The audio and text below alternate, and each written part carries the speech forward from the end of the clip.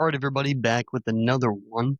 Today we're going to be taking a look at the candidate who won for, I believe, the Democratic primary in New York City, Zohran Mamdani, I believe is how you pronounce his name. And we're going to dive into a little bit about him, his policies, what he's looking to implement if he does become mayor. And we're going to focus on the two dynamics about this person and what it means for the future of New York and even more importantly, the future of America. And before we do that, I want to add on a little bit to some of the comments I made recently about the whole Trump-Iran strike situation because that's still sort of dominating a lot of the media lately, and it's a big deal that a lot of news outlets have, criticized him, and people in the media, both on the conservative right and the liberal left, have had mixed feelings about the situation. Not to mention the MAGA people who are you know, either on or off the Trump train, depending on what month it is. So we're going to look at that. We're going to talk about that a little bit first, just to put a final nail in the coffin on that one, and then move on to this mayoral candidate for New York and see what the future of New York looks like. So if you're not aware, if you haven't seen my previous video or any of the news lately, maybe you're out of touch with what's going on because it's a pretty big news story, but Trump had recently bombed Iran's nuclear facilities, their top three biggest and most important ones to them for their nuclear developments for mass destruction weapons. And he has claimed success on that. He has claimed that he has taken out their arsenal, taken out their nuclear capabilities, and has severely set them back in this race to build a nuclear bomb and then use it on either Israel or America, which is what the Iranians claim they plan on doing. But the backlash is still going on, and there's a lot of people who are in the MAGA group, I guess you want to call it, or community, that are upset with Trump because they believe that this went against everything that he spoke about and campaigned on. And there are people in there that are actually happy that this happened because they support Israel and they don't like Iran, and they are glad that, Trump did this for whatever reason. Some people are rhinos and they're happy about it because they love war. They're war hawks and they want to see more war because, believe it or not, and the truth is that, and Eisenhower said this years ago, there is a military industrial complex and there is a massive, amount of people that benefit from war. And it's not just people in the government. There are a lot of private businesses that are independent contractors that work hand in hand with the government, specifically in the military, in that industry. And they make a lot of money from that stuff as well. So there are going to be people who would like to see more war naturally because it would benefit their business and that would benefit their lifestyle, their family. So as much as they may not want to see people get killed, or maybe they do, they want wars to continue because it contributes to their financial growth. And not just for, people, but big companies, publicly traded companies. So even shareholders that have nothing to do with that company maybe want to see war because it benefits them financially from a shareholder standpoint. There's so many people that are tied into war that there are a lot of people that want war. They don't actually want to be involved in the war, but they want to benefit from the war. And that's a problem, but that's a separate issue. There are a lot of people who were upset about this, and for different reasons, they have their opinion. That's fine. The ones I want to focus on today are the ones that are saying that Trump did the wrong thing and that Trump did this and it went against what he stood for and what he campaigned on. Now, you've probably seen the videos floating around that Trump has been talking about, and Iran should not have nuclear weapons for decades. Even back when 9/11 happened, which we're going to tie into today's video as well, especially for some of you that are younger than 25, 26 years old, or even older than that, really. You're not going to remember 9/11, or you're not going to know what it was because you either weren't born yet or you were an infant. That was a really big turning point for America. That was a really big turning point for the generations. And I'll actually talk about that in detail later on in a future video. And that was a big turning point for America's stance on the Middle East and Americans themselves feeling about Middle Eastern cultures. And we don't need to go into all that today, but it's going to tie into the second part of this video where we look at the mayoral candidate. But even back then, Trump was vocal about his opinion on what had happened on 9/11, who the responsible parties could potentially be, and the fact that, really what the American government should have done about it. But for some, especially the liberals, they looked at this opportunity as a chance to say that Trump is a dictator and he's trying to get us into another war. And he's a rhino just like the rest of them, the Bush people. He's trying to continue the Bush legacy. And he was actually very critical of Bush during this time with 9/11. He does not align with where Bush was and where that generation of politicians, the Bushes, both junior and senior, and previous Republicans who were definitely people who have infiltrated the government, really weren't at that time, pre-Trump 2015, 16, when he ran. Politics in America for a while, for several decades, was pretty much solidified. The powers that be would give the people two options, a Democrat or a Republican, even though both parties were pretty much one party, but just different sides of the same party. It would give you the illusion of choices, though you had the opportunity to pick the guy on your team or the guy on the opposing team. And for a while, that's how politics went on in this country. And there was such a stronghold over it that it was almost impossible to do what Trump did in 2016. But now that he's done it, he's paved a way for future politicians to break away from that mold and be able to give the people a true choice versus just the illusion of choice that the powers that be decide. So anyway, Trump didn't stand with Bush back then. He criticized some of what he did, and he has been saying about Iran this very thing, that they shouldn't have nuclear weapons, for a very long time. And he's made it clear about how, certain people and certain organizations cannot have the ability to get those capabilities because they will use it against the people that they don't like. So this actually does not go against Trump's stance. And I think a lot of it ties into the people who are saying this are saying that Trump had a stance that no new wars. That was the main focus. And that's correct. That's exactly what Trump wanted. That's why he did this. It was actually, he did this so that there would be no new wars. Now, let's unpack that, because people are going to say that, that's stupid. That's just another way, like bait and switch, saying that, uh, no matter what he does, you can find a way to say, no, no, actually, he was right. He did the right thing because this is the real secret thing. And there are those people out there. There are groups of people that exist that are part of these conspiracy groups where they think that everything Trump does is perfect, and they always think that, even if he goes against what he said, there was a secret plan, and that was really what it was all along. And this is why he actually had to do that. So I completely understand the people who don't like that type of mentality where no matter what Trump does, he's never wrong, and you can always find an excuse to defend him. That aside, this is actually true. Trump doesn't want a war.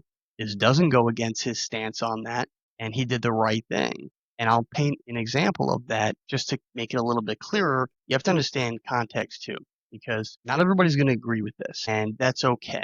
And everybody's ideology in the world might be different. And this is where it always goes back to God. And a lot of people have a hard time accepting this and swallowing this pill that God does exist and he does decide certain things. He does, obviously decides all things, but he does also give free will, free choice for certain things. But for the world, he has decided the Christian will be the leader of the world. And that's why he says we are the light unto the world. We are the ones who are supposed to lead the example for others to follow.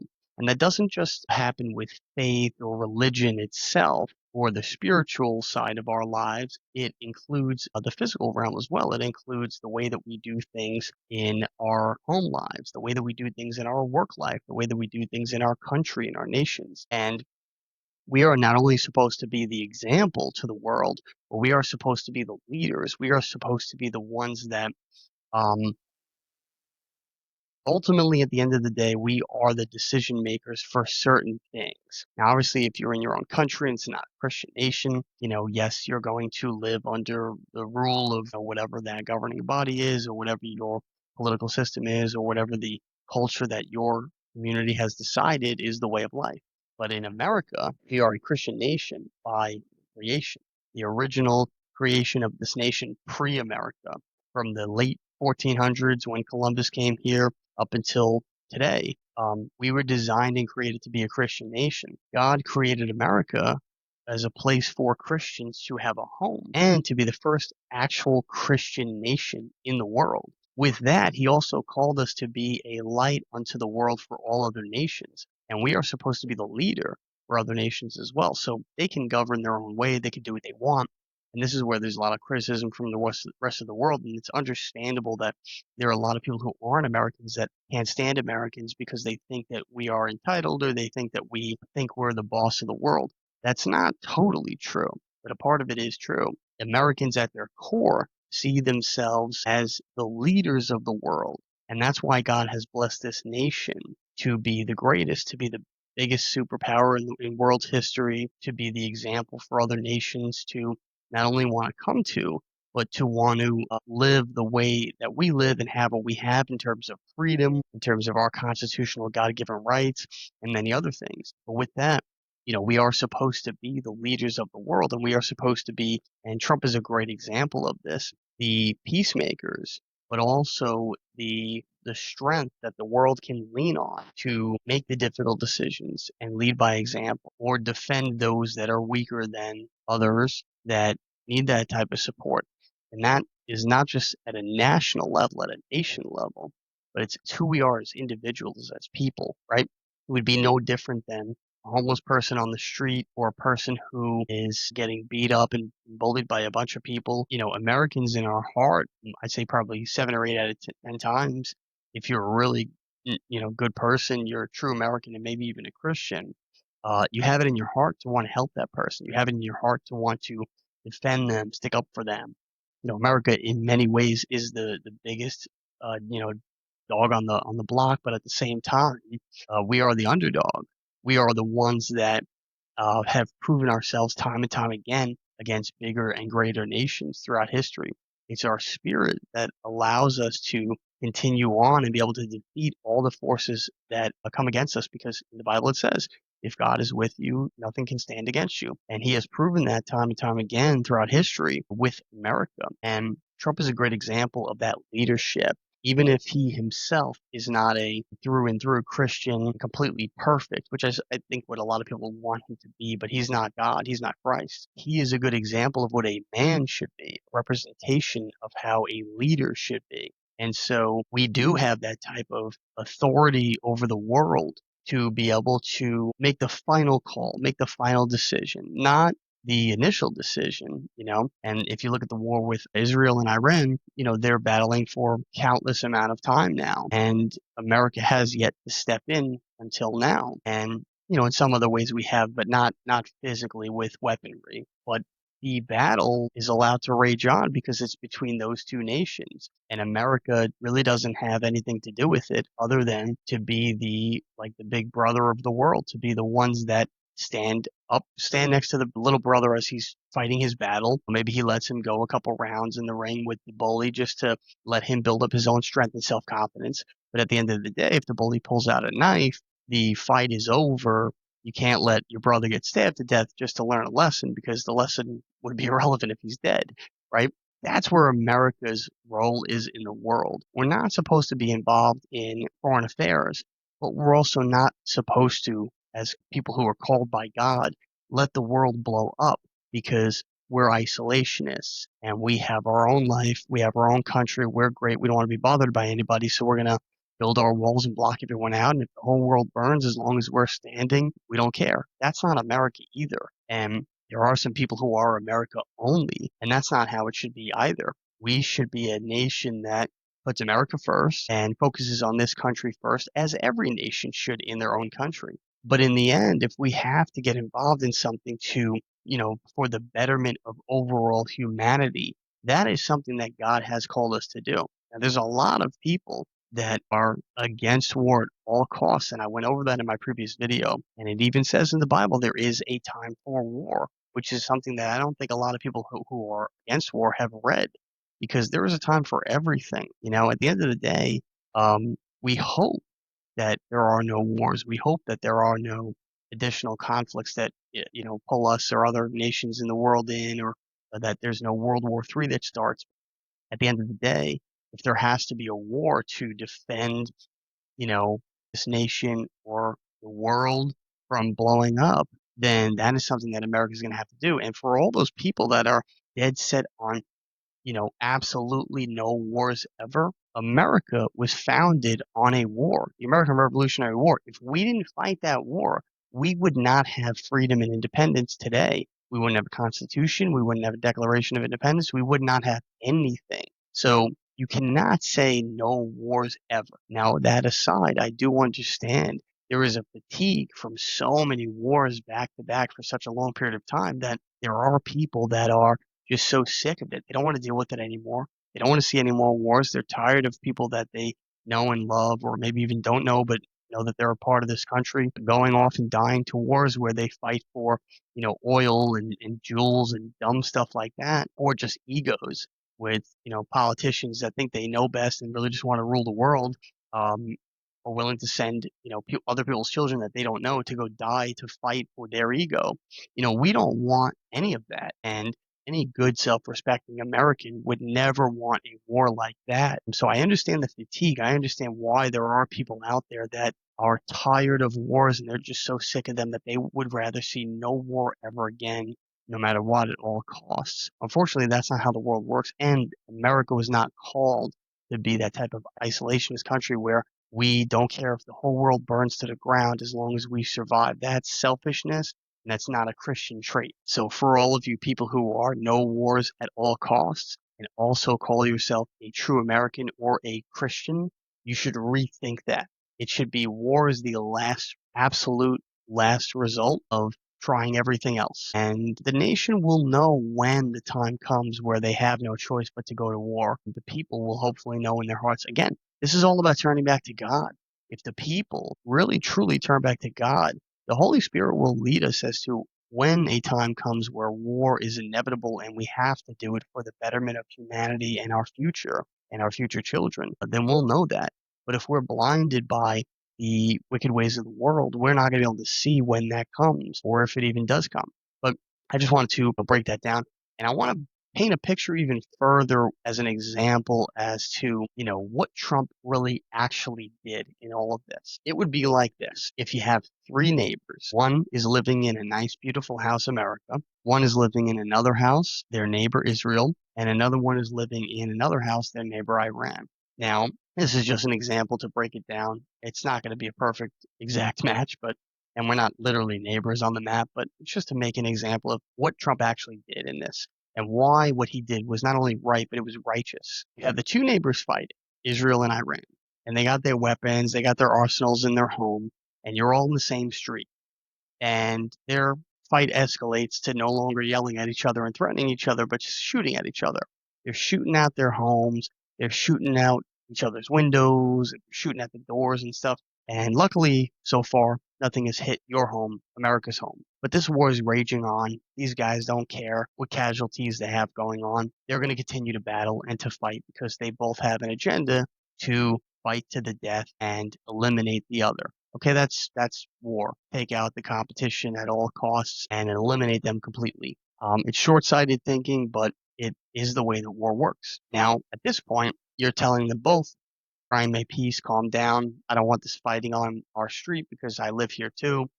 So stop fighting, work it out, find a resolution. And Iran, Israel is saying to Iran, American neighbor, yeah, this guy's really bad. He has a lot more weapons in his home than he's alluding to. And I think he's actually getting ready to take out the big guns and he's going to blow my home off the map, off the street. Can you help us? And America's saying, no, we don't want to get involved. But then the Iran neighbor says, yes, actually, I do have these weapons. They're much bigger than what I'm using now, and I'm getting ready to release them soon. And not only am I going to release them on our Israeli neighbor's house, I'm going to release them on you, America's house. Now, the American neighbor is sitting there thinking, well, I don't want to get involved in a battle between those two. It really should just be them taking care of themselves. And I've already given my Israeli neighbor money to try and help him get the funds for a bigger arsenal to be able to battle the Iranian neighbor's arsenal, because apparently his is bigger and scarier. So, I tried to help out in a passive way where we don't actually get involved, but I'm trying to give him an advantage where it's a fair battle, right?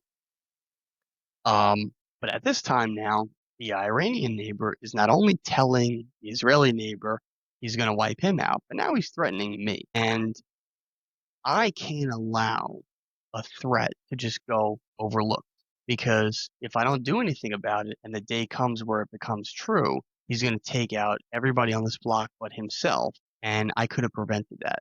So what I'm going to do is I'm going to try and get them to make peace. I know that they can't. I'm going to wait until he goes to sleep. So now they both go to sleep, the Iranian neighbor and the Israeli neighbor. The American neighbor says, that's it. This is the only one thing I can do is defend my house. And in the process, I'm also going to defend my Israeli neighbor's house, but that's not the main focus. Now it's about defending my house and diffusing the situation as best I can. So I go into the Iranian neighbor's house in the middle of the night and I steal all his guns. I take all his arsenal, everything, ammunition at all. And I go and I leave a note that I did it and I go back home so that he doesn't think the, Israeli neighbor alone acted on his accord and did this. And also for accountability purposes to let him know the truth and to also let him know what we are capable of. So he takes all the arsenal and he leaves. Now the Iranian neighbor wakes up and says, "Where's all my stuff?" Sees the note and says, "He took all my stuff. Now I'm really mad." Now the people, your wife or whoever that's living in your American home with you is saying, "Why'd you do that? Now you just instigated him even more," and so on and so forth. She's mad at you, but you know you did the right thing. You look at the situation and you say, "Well, here's the deal. I have to pick an option. I have to come up with a solution, and it's better to take action than reaction. Best way to diffuse the situation as much as possible is to eliminate his ability to back up what he's saying he's going to do, because he's making threats, and that's one thing. But if you actually have the ability to back the threats up, that's dangerous. Yes, it's going to piss him off that I took his weapons, but he's already pissed off. He's threatening to take me out regardless of what I do. So even if I just stand still and close my eyes and hope nothing happens, he's still threatening to take me out. I have to do something. I can't just sit idly by and let him actually back up his words. So I did the right thing because now he can't back him up. He has no choice but to, work to rebuild the arsenal. But in the meantime, try and make peace a little bit because he lost his leverage and now the opposing side, the Israeli neighbor, has a little bit of a leg up because he has the funds that we've given him to build up his arsenal, and he has an arsenal that is built up. The Iranian neighbor's arsenal is now depleted, so he has less leverage to back up what he says he's going to do. It puts them in a better position where they might actually have to come up with peace because the Iranian neighbor lost his leverage. And it's not every solution is going to be great, and not every solution is going to be perfect, and not everything is going to be where we actually make true peace and everybody just decides to put their weapons down and we all go live kumbaya, nobody bothers anybody more, and we live happily ever after. I know that stuff is in the movies and TV, but it's not reality. In fact, if God and Jesus themselves could not get the world to stop warring, put their weapons down, and have peace, when Jesus was literally a man of peace and love, walked this earth perfect, he couldn't even convince everybody to quit war. How could you expect any man that follows to? You can't. There will always be good and evil in this world. There will always be war. There will always be people who just want to see the world burn. That's the way it works. You hope to diffuse the situation as best you can, but it's more important that you make a decision that has the best outcome with the least amount of casualties. Now, what he did in that was, yeah, he may have instigated that his Iranian neighbor, but he took away his ability to back up his words. That's good because even if he's even more pissed off now that his weapons are gone, there's nothing he could do about it because his weapons are gone. If he's pissed off and he has no ability to actually do anything, we're safe. If he's pissed off and he does, we are in trouble. So we're not going to go to a new war with Iran at this time because their capabilities were taking out, they lost their leverage. Now, could they put sleeper cells in the country and do isolated attacks? Sure, absolutely. But guess what? Americans do that to themselves. How many school shooters are there? How many people are there that pull off all kinds of terrorist attacks and they're actually Americans? They're born and raised here because they, saw stuff on the news or they got into some sort of cult. This happens regardless of if it's a foreign country. they could stop that to some degree, but you might not be able to stop them all. But the more important thing is that those are isolated events that kill, maybe a handful of people or a couple dozen. Imagine a nuclear attack taking out an entire city with millions of people. That's a bigger casualty. So at the end of the day, when you're a politician or you're a leader, you do have to choose the better of the worst situations? Do we take the chance of losing a few dozen people in isolated terror attacks as retaliation for what we did with nuking their facilities? Or do we take the chance of them keep building the arsenal because we don't want any trouble, hope that they go away, which they say they're not, and then when they finally have the capabilities, they take out a city with 1 million people? Which solution is better? Lose a couple dozen people or lose millions? Well, that could be catastrophic, and that could actually shape the future of this nation. So at the end of the day, yeah, Trump made the best decision. It might have instigated the enemy, but at the same time, you do have to choose the best possible outcome. Now, I know there are a lot of people that don't like that, but those people are probably not decision makers in real life. They're just people who like to talk on the internet and say, I have the best idea, I have the best idea. But a lot of people like them probably have never been in a position of leadership where they actually had to make hard decisions and choose the best one that hurt the least amount of people. But that's the reality of a lot of things in life, like business and running a country. So, if you're not a leader, you wouldn't understand that. You think that life can be this beautiful utopia, but that's not reality. And that's not what this life is. And it never was. And if you read your Bible, it doesn't even end that way. It ends in Revelation, where everything goes to hell and then God saves his people. So, we're never going to have that utopia. You're just going to have to let go of that. What we can have is momentary peace. We can have people who decide to choose a better path. So I still stand by what I said in my previous video. Trump made the right move. He took out the nuclear capabilities, it takes the leverage away from Iran. And you have to also understand too, if you weren't born in the 90s or 80s or even before, you don't know about 9/11 the way the people who have lived through it do. And the government at that time knew that there was going to be a terrorist attack. I don't know if they knew the exact date and time and by what methods, but they knew it was coming. It was made clear to the FBI on several occasions, and they refused to deal with it, or they said that they didn't take it seriously for whatever reason. I guess they get a lot of threats, but they could have prevented that to some degree. Maybe they couldn't have prevented it entirely, or maybe they couldn't have prevented every single casualty, but they could have prevented it. They didn't, and we lived through that. There were people who, um, it was just a really bad time in America, and it was one of the worst things that ever happened on American soil, and it was definitely the worst attack ever in American history, I think, because it wasn't like a war where people were going into battle knowing that there was a chance they were going to lose their lives, but that's what they signed up for. Like in the Revolutionary War or the Civil War, this was innocent lives, just people working in offices or people living in homes and stuff. And they were killed because of, this terrorist attack. So Trump made the right decision because you can't sit around and wait for people to do stuff and then act.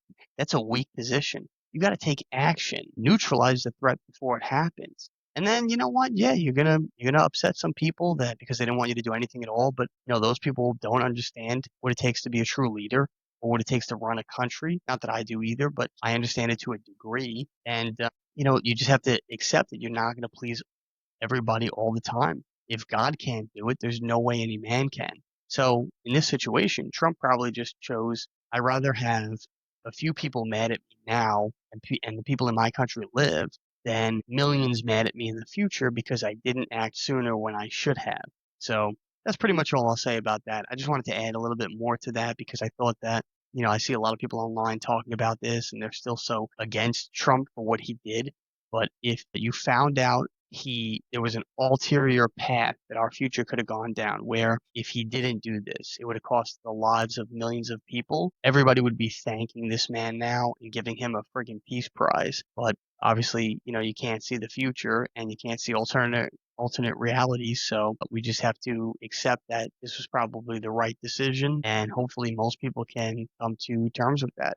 It's better that nothing happens than something happens, and now we have to live with that, looking back saying, yeah, actually, I wish that Trump did do something sooner. Well, I don't want to lose millions of lives just so that someone else can learn that lesson in hindsight. It's not worth it. So that's it for that segment. But now I want to get into this mayoral candidate in New York City who is a really interesting person because he is probably the most polarizing figure that I think we've had in politics in this evolution of socialism. And socialism, if you don't know, and I've said this in previous videos, socialism, if you don't know, and I've said this in previous videos, has been infecting this nation since 100+ years ago. It started with a lot of, immigrants from different nations coming in and bringing in their cultural um, or really more political ideas of how a society should run, and then those people eventually working their way into the government and implementing some of those policies, which really has been so antithetical to Americanism and the Constitution. And a lot of these things are labor unions, universal health care, a lot of these big programs where they give out free money to people for no reason, or they try to get people to live off the government and incentivize things against that, and also taxes and all sorts of things. So there's a lot of stuff that was slowly but surely creeping socialism into America. And that is the cancer that this nation has taken on. So if we don't get taken down by a bigger superpower in the future, especially militarily, we will get taken down by socialism and communism infecting us from within. And that's typically how a lot of big nations fall in. If you look at history, it's not that they were finally defeated by a bigger superpower, it's that they fell apart from within because of moral decay or political decay, whatever, social, things like that, social factors. And they basically decay and collapse from the inside out. Well, this will be that for America if it continues to grow like it is. Now, over the last several decades, we've seen, you know, politicians like Bernie Sanders, who calls himself a democratic socialist, and he's really popularized that idea, that philosophy, and that, party has exploded over the last 10 years, especially with Bernie Sanders being basically the face of that.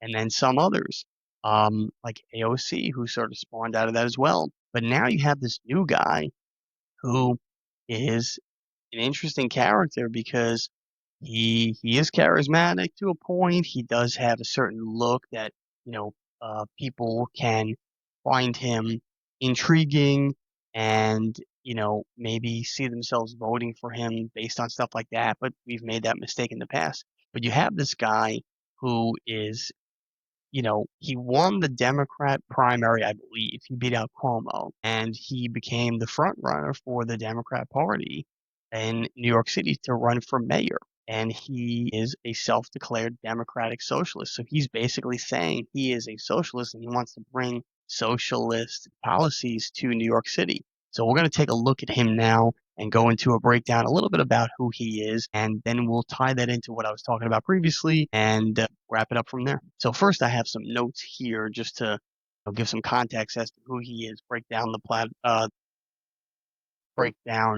who this person is, and then we'll get a little bit into their politics and what they're actually running on. So it says here that he's 33 years old, born in Uganda to Indian descent parents, immigrated to New York at the age of 7. So he wasn't born here, just so you know, and became a U.S. citizen in 2018, less than 10 years ago. He serves in the New York State Assembly since 2020. So he's actually been in politics for 5 years, and he identifies as a democratic socialist, which we said. If he is elected, he will be the first Muslim and Indian American mayor of New York City and the first millennial mayor. Now, this is pretty interesting. I think the millennial thing is more interesting than anything because um, that is funny to see that we are headed into a future where the boomers are getting older. They're, not going to be around forever. And the Gen Xers are pretty much in their 50s now, and 50s to 60s, but 50s is like the main population of that generation. They're in these roles, but millennials are starting to make their way into politics now. We have, politicians that are already millennials, that are currently in Congress and stuff like that now. but we, are going to start to see more and more millennials taking these political positions across the country for mayors, governors, things like that, because that generation is finally old enough and in the position where they're ready for that level of, whatever, you know, based on experience in life and stuff, but also because the older generations are getting, retiring, getting older, dying off. So somebody's going to have to assume that position. But it is interesting that the millennials are finally at that stage where, this is who we have to look forward to for the next several decades. Once these people get into politics, we're going to be stuck with some of them for a very long time. So that's that. His focus, or some stuff with apparently, I guess it's like the affordability is sort of what he's going with for the idea behind it. But rent freezes for rent stabilized units. Now, New York City is a city that is driven on rental properties. It is driven on landlords owning buildings and renting out those spaces to people. And it is like the capital of real estate in the world because it's got some of the most desirable real estate. It's got some of the most desirable real estate in the world. And every year it goes up and up and up, the rents and the prices for the properties because it's so desirable. So that is a huge part of the growth and development and the value of New York City is the fact that the rents and the prices continue to go up. Once you freeze that, you're going to cripple the real estate market in New York. And New York is a real estate city. It's one of the top industries in New York City is real estate. So he wants to freeze rents, which, by the way, you're technically not allowed to do. The government is not allowed to interfere in commerce. They can only regulate it, and that comes with certain limitations. But I won't go into that now. You're not really allowed to do this, but the government has found a way to do it, and nobody's really pushed back. Landlords don't stand together, and a lot of times business owners don't either because they just don't want to make waves. They want to stay under the radar and not be even noticed by the government because they're afraid of getting crushed. But if landlords stood up together, band together as a community, and push back against the government, they would have to fold on a lot of these things. So we need to see more courageous business owners and landlords and people who are, part of the wealthy classes in this country standing up, banding together and standing up against the government. Those are going to be some of the most influential people aside from your everyday person, because your everyday person doesn't have the money and the power and influence to back the pushback against the government. So the government does squash them like bugs. But for people who are rich, famous, influential, whatever, they're going to have a lot more power to be able to do this and actually make the government cave to some degree. So we're going to need more people like that. Business owners, if you're a business owner, get into some sort of a network where you talk with other business owners about political things and try and get them to band together to fight against some of the stuff that the government does, lobby other politicians to vote against some of these things that is hurting the country, but especially in liberal cities like New York, LA, Chicago, things like that. You need more and more people to be courageous and stand up and not to worry so much about, their business or their real estate or whatever taking a hit from the government. The power is in the numbers to some degree. He wants to have fare free city buses. So basically, you wouldn't pay any money for the buses. Now, there's a part of me that I kind of like that idea because if you know how New York City works, especially Manhattan, if you're really thinking about logistics, if you're thinking about fluidity, if you're thinking about the traffic system, New York City, especially Manhattan, would absolutely benefit 1,000% if there were no more private cars allowed on the roads. If it was just cabs, Ubers, Lyfts, trains, buses, and all kinds of like transportation for the public, that would change the dynamic of that city. And it would probably be so much easier to navigate around. It might even explode business to a degree. Less cars on the road, a lot more foot traffic. And that's the thing. I think a lot of people think that New York City is a foot traffic city. It's really not. It's half foot traffic, half cars. There are cars everywhere in New York City. And yeah, the foot traffic is, a big thing too, but it's probably 50-50. It should be a more foot traffic friendly city. and be designed in a way that it is better for people to walk around because everything is so close. But that's a whole nother topic. We could talk about that later. I don't really think that um, they could be able to afford to do this. You get a lot of money from the government, from the people to the government who pay for, bus, MTA cards and, to get on the buses and the trains and stuff like that. And that money is going to have to come from somewhere because you have to pay the maintenance and upkeep of the equipment, the vehicles, the salaries of the bus drivers and the train drivers and all these different people, not to mention any other cost that goes into that. So, this would be probably damn near impossible to pull off. I like the idea, but it's probably not going to be able to be pulled off. And um, I just, you know, it would be really hard to do. They'd have to come up with the money from somewhere. And to me, it tells me they're probably just going to raise taxes on the people to make up the difference. So look out for that. New York, they're probably going to raise taxes soon on that as well. Universal child care. Again, this is not something that the government is supposed to be involved in, but they keep thinking that they are the parents of your children and you, by the way. And they think they actually own your kids, that your kids don't belong to you. And this is a part of that. You would never want to have the government involved in childcare because then they're going to dictate certain things to you and they're going to dictate stuff that you won't be able to fight against. So that's not a good idea at all. I totally disagree with that. But I do understand that some people are in poverty or some people, really don't have the means to be able to take care of their children, and work at the same time. But that's where you have to decide. There's a lot of people, it's a harder realization for them to come to that they just can't live where they're living because it's not sustainable to their lifestyle, or they need to change their entire lifestyle to be able to afford to live where they live. But if you're in poverty and you're living in one of the most expensive cities in the world to live in, you need to rethink where you live or what you do for a living. If you have to quit your job, get a new job first, but go into a completely different field or a different job, make more money, then that's what you have to do. Or if you can't afford it, don't keep living in poverty and having the rest of the taxpayers make up the difference for you. You got to leave that city. Go to a different location where you're going to have a better standard of living and have more affordability and go there because the truth is you're probably thought you're living in New York because you want the opportunities that are afforded to you. But if you're living in poverty in New York, you really didn't get any opportunities. So you might as well move to a location that's a lot more affordable and get an opportunity that's fair for what you can afford in that area. Not be so upside down on your lifestyle and then try and get, free government programs because it's only going to burden the taxpayer. And by the way, if you raise taxes on people and you mess up the economy with that way, it actually hurts the poor people more than it hurts the rich people.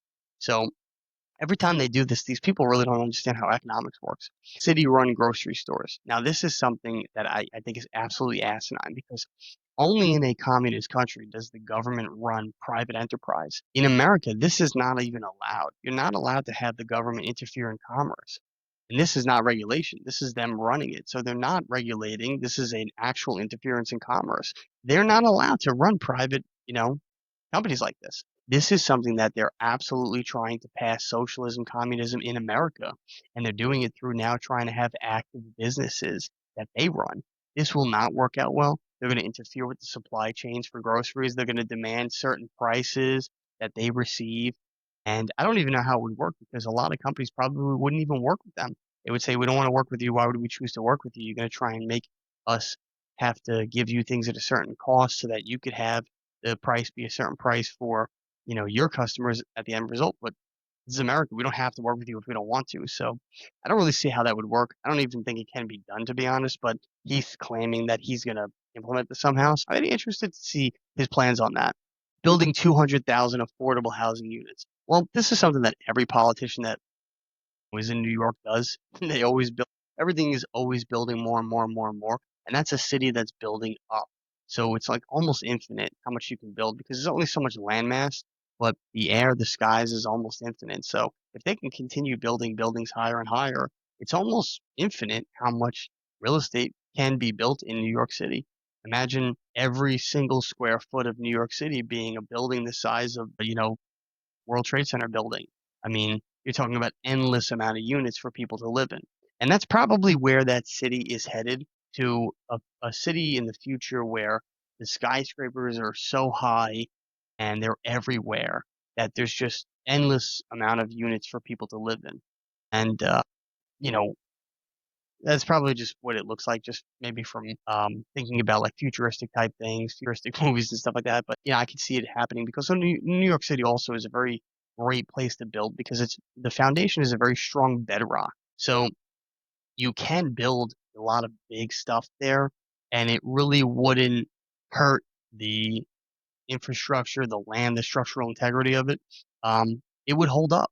So, I mean, that one to me seems fine. Obviously, it's affordable housing, so that creates a little bit of a problem, but I do understand the idea behind it.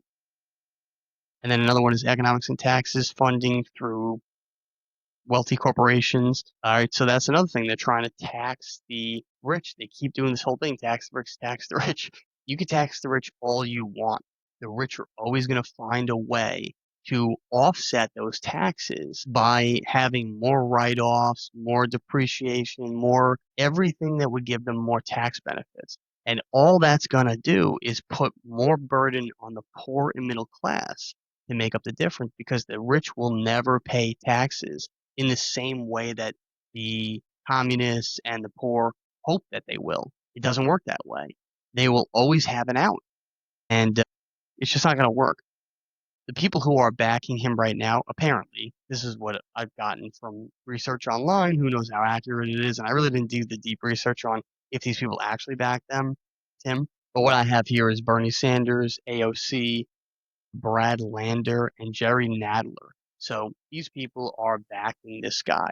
Let's take a quick look at his website for running for mayor and just kind of go through a little bit of what he says, what he claims on his website, and then we'll wrap it up. So he's running for mayor, lower cost of living for worker class. Nowhere in the world has socialism or communism ever proven long term to give people a lower cost and a better quality of living economically. It doesn't work. Capitalism is the only solution for that.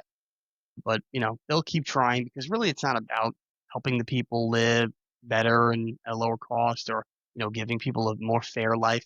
It's about the small elite group at the top siphoning off as much as they can and telling you along the way it's helping you. And it's all a lie. Communism, socialism doesn't work. It's actually really evil and it goes against God's teachings. So it does come from the devil. This campaign is for every person who believes in the dignity of their neighbors and that the government's job is to actually make our lives better. Actually, that's not the government's job. The government's job, and if you read the Constitution, you'll see this, is to preserve our rights and freedoms and protect us from enemies, foreign and domestic. That's it. And there's a list of things in there that explains what the government is allowed to do. The rest of it is up to us, the people. And by the way, we actually are the government, not these random people that get hired for these jobs. It's the people are the government. The government represents our wishes and what we want this nation to be based on the Constitution. So if it contradicts the Constitution, it doesn't matter what the people want. It's null and void. And that's done on purpose so that it forces people to stay aligned with what God had put in place at the founding of this nation. So, we could always talk about that in a future video, but this just talks about his background. All right, so something about taxi drivers achieving more than 450 million in transformative debt relief, winning 100 million in the state budgets, increased subway service. New York is too expensive. New York has been too expensive since the beginning of New York. It's always been too expensive because it's the biggest, richest, most, amazing, not always, but in certain regards, city in the world. It at one point was the pinnacle of the world. It was the city. It was the number one top city, and everybody wanted to go there. It had the most amount of tourism, the most amount of cultural references from film and television and different things. And, it's definitely fallen off a little bit over the years, especially with the advent of internet and remote work and things like that. People realize they don't have to live in these cities anymore. But New York has been and always will be too expensive because it's New York. Yeah, so freeze rent, I read that already. The buses, I read that. Um, no-cost childcare, city-owned grocery stores, housing, buy-in for New York. That's what we talked about, cracking down on bad landlords. Yeah, see, this is a problem, and that's why recently I saw something about Ryan Serhant, who runs his brokerage in New York City. They deal with a lot of high net worth people who are landlords and buy up real estate in New York City. Apparently, he says they're fleeing, they're leaving, they're pulling out, and they're, moving to other states like Florida to invest there. This will actually destroy New York City because, like I said, it is a city of real estate, basically. And if the landlords pull out and there's no way to get the properties sold to another landlord because there's no interest, the government's going to have a lot of vacancies, and that's going to hurt the economy. Or they're going to have to take those buildings, which this might be part of the whole 200,000 units. Maybe he's looking for landlords to leave so that he could take those buildings from them, buy them at a low price, and make them affordable housing. But eventually, what happens is that's all government funded, which means it comes from taxpayers. If there's no economy and it's all just taxpayers paying into it, eventually that will backfire on them. You need landlords who are making a profit to reinvest that profit back into the city to bring more economic value. And it has so many chain reactions and positive repercussions that from that process. That's why capitalism works. It's a overall chain reaction that benefits everybody involved. Maybe not everybody equally, but it doesn't benefit everybody involved. And this won't work. He's treating the landlords like they're the enemy. So that's a huge problem.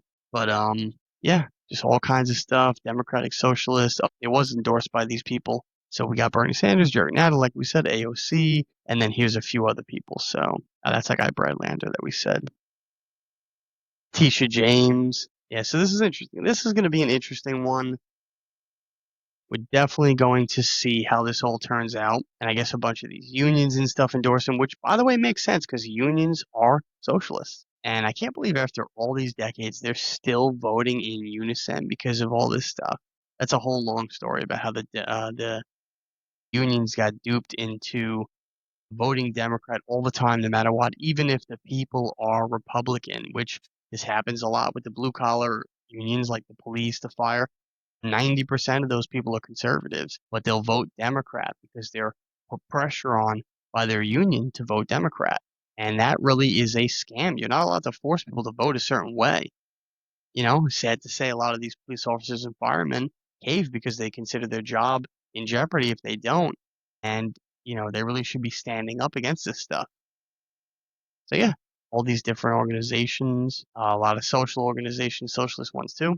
So, this is basically what this guy is about. And we saw what he stands for and is clearly socialism, communism in America. Now, the problem that this raises is, and some people online are saying certain things like, I'm not going to get into all of it, but yeah, basically, how like 25 years after 9/11, everybody at that time was, against the Middle East and against that culture because they felt they were the enemy. Now they're on the brink of electing a Muslim mayor to run the city that was bombed by Muslims 25 years later. So that's really quite interesting how that works. And if they didn't, win that war at that time, they're going to infiltrate on a social, like cultural level and win that way. But the more important thing is the communism part. Yes, this should be a Christian nation and it should remain that way, but that is really up to God and the people if they want to continue those values. And if the Muslim religion takes over, it's because the Christians didn't stand up and fight for what God had built this nation to be, and that's their fault to get what they deserve. But the communism thing is even worse because that is a belief structure of changing our way of governing, and it will undo and get rid of the Constitution, all of our rights, and we will lose all of our freedoms and be in an enslaved nation again. Americans will no longer be free if communism takes over. That is a fact. And that's exactly what the communists want. And lazy Americans who are just going to sit by and let somebody who's a declared communist get into office and run their city or run their state or take over whatever, it's going to be a chain reaction that spreads across the world and across our country like a cancer.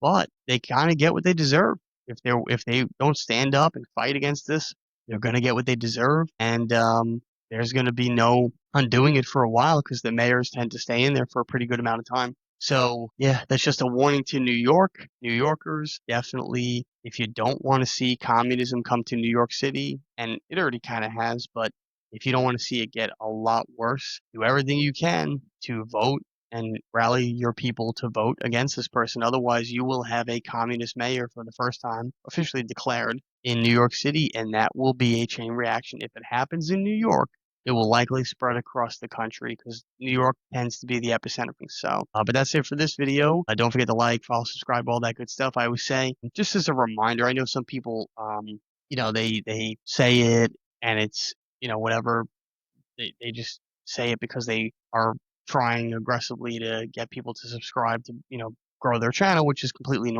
understandable. And then there are also people that are like against that. They hate it. And from my position, it's really more of just a reminder because sometimes people don't think to do it. I do it too when I'm watching a video. It could be of somebody that I like and I forget to like the video or I forget to subscribe to the channel. And then I'm looking later like, man, who is that? I like that what that guy had to say. Let me go back and find him in my history. It's just a really more of a reminder thing. Do it at your own, choice. If you want to, great. If you don't, that's up to you. But if you do, it continues to help the channel grow, and I can put out more content, and you could have notifications for that content, so that you will, get the chance to see it again in the future, and it won't get forgotten. That's all. But that's it for this video. Like I said, all that stuff. And then don't forget to stay for the ad at the end of the video. Children's book is on sale right now at a great price. The apparel shop and the, other stuff that we got going on. And that's it. Stay tuned for the next one. All right, everybody, I just want to take a moment to promote my children's book. This is Little Boy Full of Love. That's me on the back. And this is a little sneak peek on the inside. It's a great book. It's a children's book. I actually wrote this for my son, and it's available right now on Amazon, Walmart, Barnes & Noble, Indigo, Bookshop.org, and a lot of other online platforms. But more importantly to me, it's actually available in a lot of bookstores throughout the country. You can find out which ones are closest to you on my Instagram page. We highly recommend that you shop local, buy from a local bookstore. So if you are looking to, get a children's book for you or anybody you know, or even with the holidays coming up, it's a great time to, buy a children's book as a gift. Definitely get it from a bookstore that's local to you. But if you absolutely can't get it from one of the bookstores that are currently carrying it right now, and we're in about 15 or 16 different states across the country, so it may actually be in your state and it could even be local to you.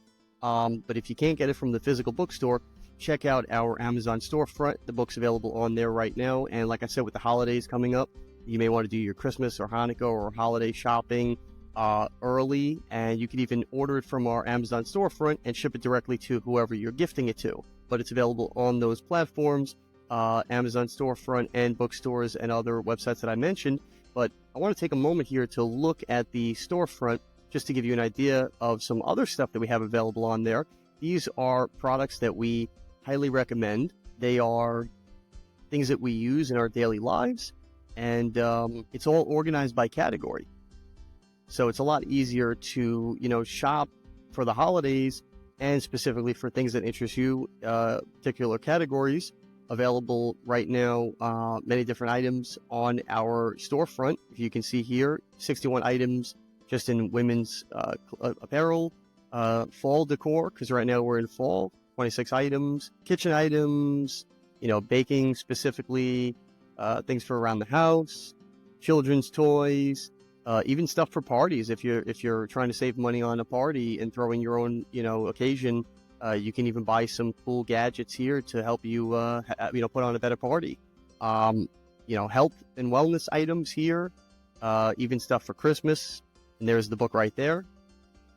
So you can get it from the storefront. You can get it from the bookstores, like I mentioned.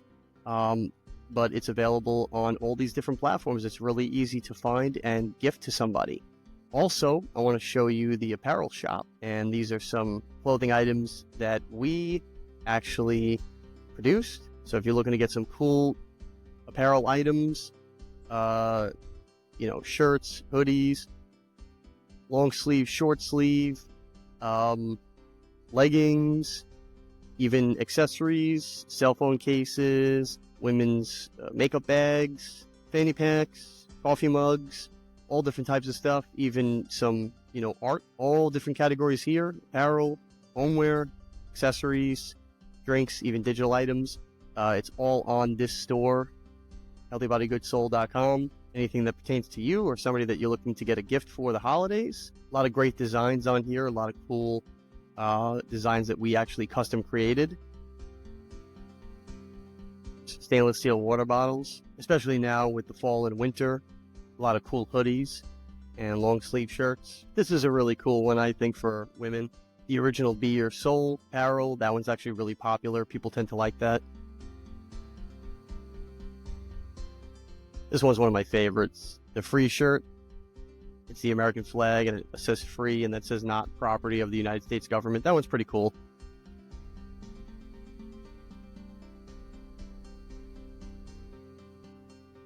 Got all different types of tank tops, hoodies, long sleeve, short sleeve, tote bags, coffee mugs, even some items for kids, backpacks. So if you're the type that likes to, plan ahead, I would definitely recommend ordering from the Amazon storefront or the apparel shop within the next couple of weeks to get everything in time for the holidays. Use code SAVE15 on the apparel shop to save 15% off everything on the storefront. So order within the next week or two, and you'll definitely have everything in time for the holidays. Definitely check out all the links to everything, the Amazon storefront, the book, and the apparel shop in my bio on all my platforms: Rumble, YouTube, Instagram, Spotify. But you can also find them in all the show notes for every episode that I post, and get all your orders in time for the holidays. All right, that's it for this video. Don't forget to like, follow, subscribe, share, all that good stuff. It helps the channel continue to grow. And put in the comments things that you would like me to talk about and make videos on for the future, and I will definitely do my best to do that. Stay tuned for the next one.